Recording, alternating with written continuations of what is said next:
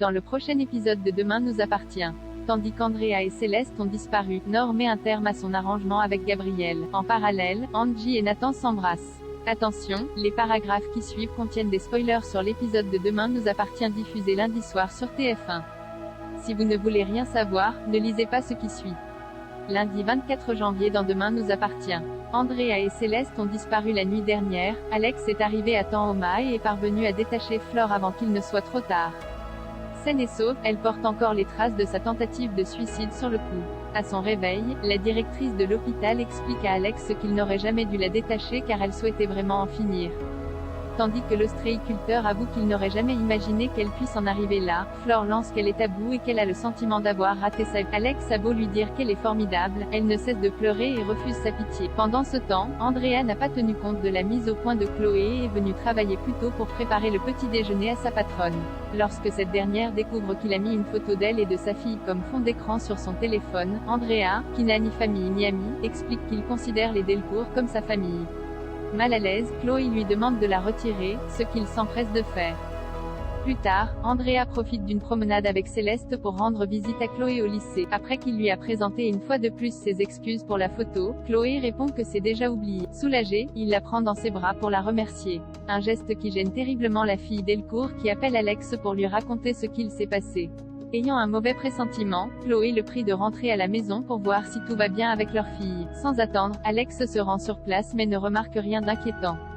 Il laisse donc Andrea seule avec Céleste jusqu'au retour de son côté, Barr débarque au MA pour s'occuper de sa mère. Très ému, Flore lui présente ses excuses pour lui avoir fait vivre un enfer. Barr l'enlace alors et jure de ne plus la lâcher. Devant retourner travailler, il enjoint sa mère à le suivre pour ne pas la laisser seule, ce qu'elle accepte.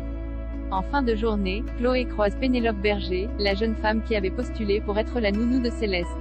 Quand la mère de famille lui indique qu'elle n'a pas du tout le feeling avec son assistant maternel, Pénélope l'invite à l'appeler si elle a besoin d'elle. Sur le chemin pour rentrer, Chloé essaie ensuite de joindre Andrea mais sans succès. Inquiète, elle demande à Alex de la rejoindre à la maison. Sur place, il constate qu'Andrea et Céleste ne sont pas là. Pour Alex, Chloé panique pour rien mais celle-ci retrouve le doudou ainsi que la tétine de sa fille sur le sol. Et si elle a le sentiment qu'il s'est passé quelque chose, Chloé a bien raison puisqu'au même instant, Andrea est en voiture avec Céleste en train de quitter la ville. Nor met un terme à son arrangement avec Gabriel à l'hôpital, le docteur Dumas explique à Cédric qu'il a besoin d'avoir sa réponse concernant l'opération de Lily. Malheureusement, l'infirmier n'a pas encore eu le courage de dire à son fils qu'il ne pourra plus jouer au foot pendant 1 an. Cependant, Cédric n'a plus le choix et annonce la mauvaise nouvelle à Lilian. Peu surpris, celui-ci assure à ses parents qu'il est solide et qu'il compte parler au directeur du FC7 pour le convaincre de l'attendre 1 an. S'il fait bonne figure devant sa famille, Lilian accuse le coup une fois seul dans sa chambre. Plus tard, Nor se rend au chevet de Lilian et lui signale qu'elle est là pour lui s'il a besoin de parler. Dans la mesure où il croit que sa carrière est terminée, Nor lui rappelle que beaucoup de sportifs ont été blessés sans que cela ne les empêche de remporter de grandes compétitions. Mais rien n'y fait, le jeune homme voit son rêve partir en fumée. Même si elle comprend la situation, l'infirmière l'encourage toutefois à ne pas baisser les bras et à continuer de se battre. Une discussion que Cédric a écoutée attentivement derrière la porte. Peu après, il remercie donc chaleureusement sa stagiaire pour avoir été la confidente de son fils. En fin de journée, Gabriel tente de passer un moment intime avec sa colocataire mais elle le repousse. Elle a beau avoir apprécié les moments passés avec lui, Nor éprouve le besoin de passer à autre chose et met un terme à leur arrangement. Nathan et Angie s'embrassent. Raphaël a pris en charge le dossier de Nathan en l'absence de Sophie. Comme l'avocate aimerait qu'Angie témoigne lors de son procès, l'adolescent promet de lui en parler dans la journée. En remarquant qu'il craque pour elle, Raphaël déclare qu'il a droit à une belle vie malgré les erreurs qu'il a commises par le passé. En quittant le cabinet, Nathan croise Victor. Ce dernier, qui n'a pas oublié qu'il avait volé la tablette de son fils quelques mois plus tôt, se fait alors un malin plaisir de lui dire cela ne l'étonnerait pas qu'il finisse en prison vu son dossier. Immédiatement, Raphaël intervient et reproche à son employé d'avoir terrorisé son client. Furieuse, elle lance que c'est la dernière fois qu'il fait une chose pareille.